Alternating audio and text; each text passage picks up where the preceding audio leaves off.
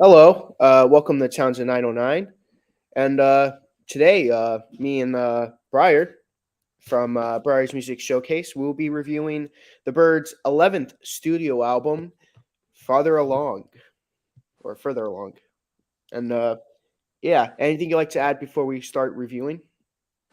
All right. So, as always, let's do a quick history. It's not much history to this album per se, but there's a little bit. So, kind of a follow up of the last episode where, in Bird Maniacs, the band weren't happy with the production that Terry Melcher did. So, long story short, Terry gets fired. The band decides to just see if they can produce themselves for a change, just to see if they can, just to prove they can do a better job. And unfortunately, it came to bite. They kind of shot themselves in the foot because this album actually did worse than the previous album. It got number 152 on the charts, which is one of their lowest charting albums to pretty much ever. And according to some research I did, this was recorded in 5 days, and well, 5 days plus in 1 day in August to kind of for like small things. And yeah, it kind of sounds like it for the most part. But yeah, it was kind of a rush job, and we'll see if that affects the album in some way. Yeah. Well, starting off the record, we get to Tiffany Queen. Okay, so all right, so this is a pretty solid opening track. Definitely, you can definitely hear the production on this song. Definitely has a much rawer approach, and I will say like I don't mind the production that much. It's not. I mean, it's not fantastic. It's not as clean as prior Birds albums. But it sounds okay here. This one was kind of Chuck Berry inspired, which is kind of cool. Written by McGuinn, and according to this, it was based on his wife at the time. But yeah, it's a good rock song. Good drums, good bass, good guitar. Yeah, pretty solid song to open the album. I actually agree. It's one of my favorite tracks on the album. Yeah. It's quite good. I believe it's the only song on the album that's written by Roger McGuinn. Mm, Look, one of two songs that was mainly written by him. yeah. And yeah, it's pretty good. Not the best, but still pretty solid track. Yeah, I like it. Next track on the album, "Get Down Your Line." Okay, this one was written by Gene Parsons, and this is a song about self improvement. And actually quite like this one. It's kind of a nice way to follow up the first song. The drums were pretty good. The harmony are kind of, the harmony definitely aren't very clean. I mean, during this point, the harmonies were not really a huge thing in the band anymore. But they're serviceable here. I love the verses too. I think I prefer the verses over the chorus on this track. But besides that, I think it's a pretty good song for the most part. And yeah, it's quite all right. Yeah, I think it's a decent track. It's an alright track. Not one of my favorites, but it does its job. It's a Mm-hmm. decent Gene Parsons song for sure. Next track, on the other hand, I actually really enjoy it. The title track. Not one of my probably one of my least favorite of their title track songs, but it's still a really good song though. I agree. This was kind of a favorite on this album. This is just a gospel cover that they're doing, sung by Clarence White, and he has I can't remember if I ever commented on his vocals, but he's a pretty fine singer. I think it matches his vocals for the most part. I love the mandolin in this track. It sounds really good here. It's a lovely song. A little side note: this was actually, of course, the Byrds weren't the first rock band to cover it. It was actually Graham Parsons' band, the Flying Burrito Brothers, that he formed after the Byrds. They did a cover of the song before the Byrds, and when Graham passed away, this was actually sung at his funeral, and it was actually sung by Bernie Ledden, who would join the Eagles later. So that was like that was nice little thing I found out. Hmm, interesting. Yeah, Next track of on the course. Yeah, album. yeah. Sorry. Yeah, sorry. Okay, next track on the album, BB Class Road. Okay. So yeah, another Gene Parsons song, and this was actually a collaboration with one of their roadies, Stuart Dawson, from what I gathered. And it's just a song about life as a road manager. And yeah, it's kind of a heavy song. It's okay. It's a bit over the top, a little bit silly, but it's not the worst song on the album. It was okay. Yeah, I have a feeling. I already have a feeling what your least favorite on the album is gonna be. I have an idea. Okay. Uh, if if if you say the other if you say another track that I'm not thinking of, then bravo. But I have an idea what your least favorite is. But yeah, I agree with you. BB Class Road is a decent track. It's not a track that I'll be going back to anytime soon. Right. There are a couple of tracks off this album I will be going back Yeah. to, like mostly, but I don't know. This song is just it's all right. Next track on the album, though, I actually quite like a lot. It's the Mhm. side one closer, and it's either I don't know if it's Bugler or Bugler. I think I want to say Bugler. Seems more right. Yeah, Um, yeah, but this was apparently another cover. Again, sung by Clarence White, and yeah, from what I've gathered, this is what most people say is the best song on the album, and yeah, I would agree to that. This is a really beautiful song. I think Clarence White does a great vocal on here. Yeah, the guitar and mandolin together sound really nice, and yeah, and kind of a little bit of sad trivia thing here, but of course the topic of the song is about a boy losing his dog after getting hit by a car, and what's kind of sad about that is that 2 years later, Clarence White would lose his life to a drunk driver. So a little sad connection there, but it's a nice little song. It was a big standout on the album. yeah, it's an amazing track. Definitely one of my favorites off this album. Yeah, I wouldn't say it's a top 25 Bird songs, but it's up there. It's a really Mm. good song.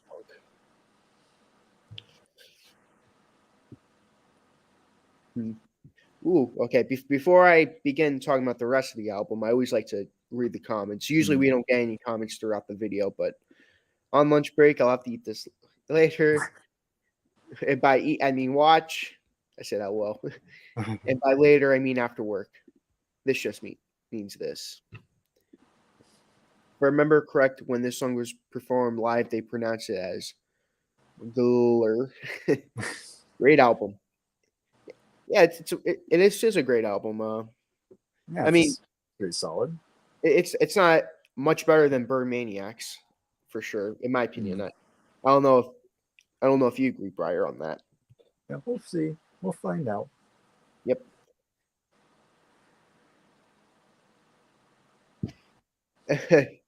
You trying to compete with Z Talks also live right now. Oh yeah, right. It's on right now. That was not intentional, believe it or not. Not intentional. America's Great National Pastime. That opens up the second side. All right. So now Skip Batten's back, songwriting again. And does he approve from the last album? Eh.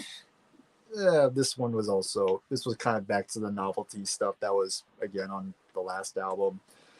I guess it's supposed to be like a satire of American life, I guess, but it's done this vaudeville type of thing. Yeah, again, it's kind of a bit too far away from the Byrds sound.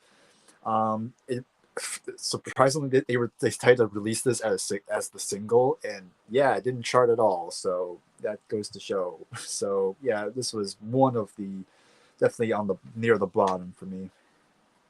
Yeah. I'm not gonna make any secrets. This is definitely the worst song on the album. This definitely comes close to how bad they were at on their previous album, Bird Maniac. So yeah, all of what you just said is basically what I was. I'm not saying word for word, but Hmm. You basically said what I was gonna say. Antique Sandy. What do you think about that one? Okay, well, at least it's a better song than the last one. This was actually a whole band affair. They actually all contributed on this track. It's kind of interesting. And this was actually based on a real person. It was based on the road manager's girlfriend at the time, who apparently she collected a lot of antiques. And yeah, it's kind of a strange song to write about, but it's whatever. McGuinn, I actually really like McGuinn's vocals on this one. It sounds pretty good here. And the piano, there's a piano solo in the song. It sounds so much like something I'd hear from Rubber Soul, particularly from In My Life. Like the piano sound just sounds almost exactly like it. Not note for note, but just the tone of the piano just sounds it'll be on that album, which is kind of interesting.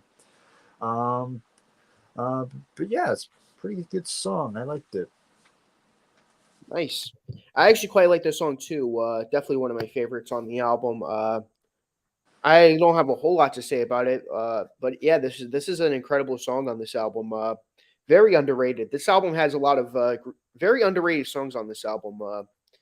You know, when you think about Byrds, you don't think about songs from this album. You think about Mm, their big albums like Mr. Tambourine right. Man and all that, which those are up there for me. But very underrated album. This album is, and yeah, this is definitely truly a great song on this album. Mm.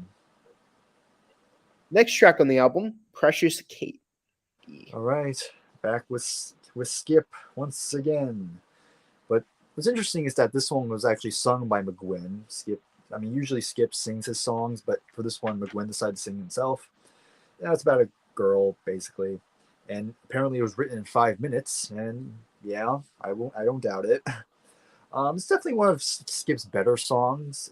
Is a little bit less novelty as his previous songs. But again, it's kind of not much to say about it. It's kind of more middle of the road for me. There wasn't just nothing really stood out for me. Yeah, I have to agree. It's not a great song, but yeah, it's a decent track. But after a great song like Antique Sandy, it sort of brings it down a little bit in terms Mm. of quality. And I'm glad you mentioned it was written in 5 minutes because I was even thinking, I'm like, this definitely was a haste job of a song for sure. Hey, So Fine is the next track on the album. All right, back to another cover. It's pretty solid cover. It's got good bass, good harmonica, good guitar. Yeah, I didn't write much on this one, but again, it's another one of those songs that again, it's. I mean, it's fine, but obviously there's nothing really to write home about for me. It was it was fine. It's like the title says. Yeah, it's fine. I I actually don't really like this track. Yeah, I'm not a fan of this track. Mm. Yeah, I don't have much to say about it either. But I don't know. When I first heard this track, and even when I revisited this track, I wasn't that crazy about it. But yeah, not that good of a song, in Mm. my opinion. That is. Uh, Lazy Waters is the next track. All right, another cover, and Skip's actually singing this one. But yeah, I think in terms of all the songs Skip's sung lead on, this is definitely one of his better ones. As I mean, it helps that he didn't write it, so that's good. But this is actually one of his more serious songs. It's actually supposed to be kind of about nostalgia in a way, and I dig with those types of songs. But yeah, the harmony is actually pretty good on this one.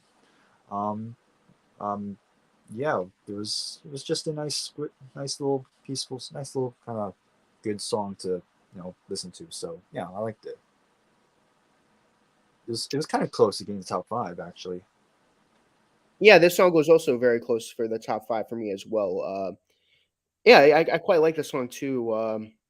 You already know how big I am with the Village Green Preservation Society album by the King. Mm-hmm. That album is Mm, heavily inspired by nostalgia and all that. So right. if yeah, it's not as good, nowhere near as good as any of the songs on that album, but I do like songs like those, and yeah, this is no exception to that. Uh, okay. Last track on the album, Bistro Steam Convention Blues. All right. Well, it closes out with an instrumental. Disappointing. But yeah, I mean, they've done these bluegrass instrumentals before, but in all of them, I've never cared for them. It's just like, I mean, they're fine. If you like bluegrass, you probably dig them more. But yeah, this kind of just a kind of another weak, like another. It's one of their many weak album closers for me. And yeah, that kind of brings the album down for me. So yeah, I don't have much to say on it. I actually really quite like this track. It was one of my top five. When it was in my top five. I'm a big fan of instrumentals, especially when it's really good. And I actually quite like this one. It closes out the album really well. I can see where you're coming from. You know, from a mainly vocal band ending on an Mm-hmm. instrumental, I could see where your problems lie there. But I actually quite like it. Much better Okay. than the way it closes the last album. Mm. Okay. Before we go over top five and all that, guys, will this series continue with the Byrds, 1973 McGuinn's 70s album and the McGuinn? Yeah, we if you're talking about the reunion album, we are doing that. That is Mm-hmm. technically a Byrds album. That's gonna be our last Byrds video we'll be doing. Then we'll start. We're gonna be going to do different stuff like the Mamas and the Papas because I know Breyer isn't familiar with their music, and I know you're only familiar with their first album, right? Yeah, that's it. Yeah, their next they have a contract album, their fifth one, but their second, third, and fourth album are just as great, if not better. Mm. Well, besides one of the four albums, I'd say is not as good as the first one, but Mm. their second and fourth album, I actually like them. I actually like better than their first. Okay, cool, interesting. But yeah, it's Okay, kind of interesting. He asked about the solo albums from the band because I know the only solo Birds album I have is Gene Clark's "No Other." That's the only one I've heard. yeah. I mean, I would, but that's just a lot of Birds talk, and I was mostly focused on the band efforts, but Mm. maybe if we ever do want to go back to doing the Birds, and Yeah, it may maybe. I definitely would like to check out Crosby's solo albums Mm. because Right. I Yeah. think he only had 8 studio albums, and I don't know. I always found Crosby to be a very interesting Yeah. songwriter, very interesting singer. Very He always interesting interesting. person in general. Yeah, he was very interesting, and if there's a single person I'm ever gonna want to go, if there's a deep dive I'm ever gonna want to do, then yeah. Mm. First Roger McGuinn solo album, and his third is the Byrds to me, with many Bird members. Mm. Okay. You know, maybe one day we'll look into that. Yeah, yeah, yeah. I was to say if we ever do check out any Bird solo stuff, it'll just be like a handful of them, not like every single one of them, because that'll just get really hectic. And yeah, Yeah. okay. Uh, yeah. David Crosby solo. The first one is yep. I heard that one. I'll name one. I'm gonna look it up again because there was one. Yeah. If I've I been could only remember my name, okay. Yeah, I listened. we talked about before. Yeah, I listened to the first track on it, and I thought it was really good. So I should check. I should check out the full album. But yeah, Crosby has always been very interesting person to me. Mm. Okay, now with me being done with my bickering, Briar, 5 favorite songs in a dishonorable song. All right. Top five. So number 5, I have "Get Down Your Line." Number 4, "Antique Sandy." Number 3, "Tiffany Road." Number 2, "Farther Along." And number 1 is Bugler or Bugler, whatever we agreed on. But yeah, that's number 1. And dishonorable track, I'm gonna give it to Bristol Steam Convention Blues. Of course, if I want to throw in a dishonorable track, I'll throw in that American's Great National Pastime. That's the dishonorable track. And for the rating, while enjoy this a lot more than Bird Maniacs, I think this album's a better album than that. Still, I think there's still some, even though there's some pretty decent songs on here, I think there's still some weak stuff in here as well. There are some songs that didn't grab me, or they're just playing too far away from the Byrds sound. That said, there's still some decent songs. So I'm gonna give this a 6.75 out of 10. Nice. My five favorite tracks. Number 5, Farther Along. Number 4, Tiffany Queen. Number 3, Antique Sandy. Number 2, Bristol Steam Convention Blues. Oh, okay. Yeah, I like the instrumental that much. And it was actually in my rough draft. It was actually my favorite track. But then I listened to Bugler again, and it became my favorite track. Which, yeah, Okay. that least favorite track on it. It's gonna be American's Great National Pastime. That song is just a mess. Yeah. Yeah. And my album rating will be a 7.5 out of 10. Out of 10. Not the greatest thing in the world, but after an album like Bird Maniacs, it's a Yeah. nice breath of fresh air. Mm-hmm. Okay. Well, it's kind of like a lost CSNY album. Hmm. I'm starting to become a big Crosby, Stills and Nash fan. So nice. Bird Maniacs could have done a simple remix throughout those strings, etc. Pull up those guitars, and it's just as good as any Byrds LP. Yeah, I actually did kind of like the strings on Bird Maniacs. But yeah, Yeah. I can definitely see a remix. It might improve it a little bit. Maybe it'll Yeah. improve this one too as well. That's my only problem with. Well, that's one of the few problems with Farther Along is that its mixing is not that good. Yeah, I mean, like you said, it was only made in like five technically 5. days. Yeah, So it definitely could have been fixed. Yeah. Throw out those strings. That's funny. Well, first, hold on. Now our very next video, with me and Bryder, that is. Hold on.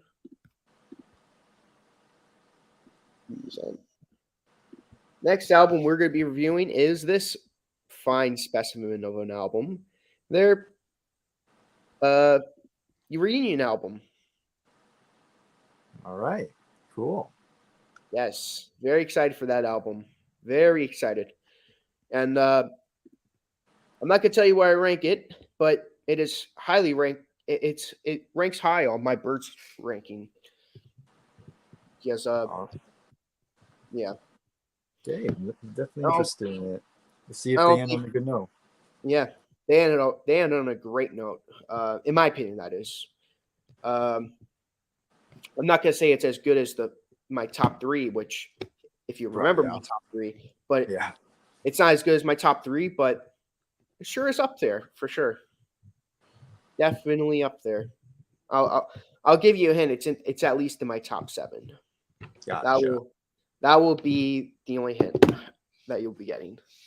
But yeah, thank you for watching this video. Anything else you'd like to add before we finish it off? Um, Overall, is this essential? Probably not. But if you want to investigate this album, you can probably find a couple good songs on here. Pre-flight. I don't know. I don't. Let me check. Yeah. Oh, yeah. I've heard about that one. I can't remember it. That's just a compilation of like. Because I know it's not technically part of the main discography, but I can't remember what it was for. Yeah, I only listen to their main catalog, so yeah, maybe that's why. Yeah, I'm looking up the LP right now. Well, yeah, it's like a comp. Yeah, it's a compilation album. Yeah, not that, but a lot of the songs on this album are from their debut album. Hmm. Well, 3 of their songs on it are on their Mr. Tambourine album. Yeah, I didn't Interesting. know. Great album of early recordings Oh, pre-debut. gotcha. Okay, so just Oh, okay. re-recordings. I didn't know that. Yeah, let me. I don't know if it's in my Apple Music or not. Yeah, I mean, yeah. I mean, it might be on Spotify. May or may not be a review that we might do.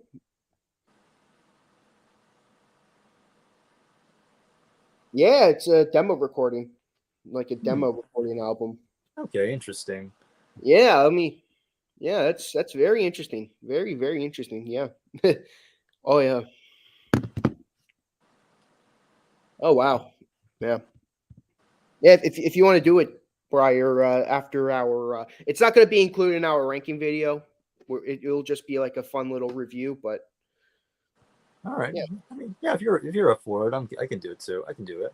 I'll listen to it and Zia, if I think it's a good demo recording album, I'll I'll definitely be the next review me and Briar do. All right. Cool. Yeah. Not like well before that we'll do the reunion album and then yeah.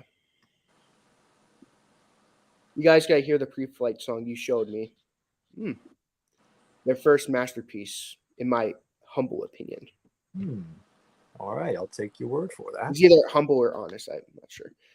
Cool guys. Yeah, if I'm pretty sure I'm gonna love it because I'm usually a big fan of demo albums. I like to see where songs come from, but who knows? Maybe if I like it enough, it might actually be a part of the ranking. Who knows? Who knows?